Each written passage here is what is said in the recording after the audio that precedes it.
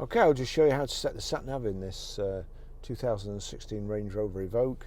So from any screen, if you click the, well, to me it looks like a steering wheel, but it's a circle with a triangle and it's obviously, you know, pointing the direction you want to go in.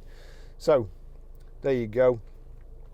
If you click on the bottom there, you've got where to, map view, favourites, information, emergency.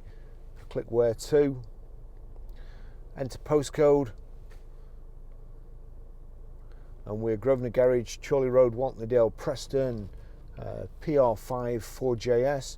So that's PR, now it's defaulted to numbers, 5 4 JS, PR5 4JS. So even though you've typed it in, you've got to click on it again.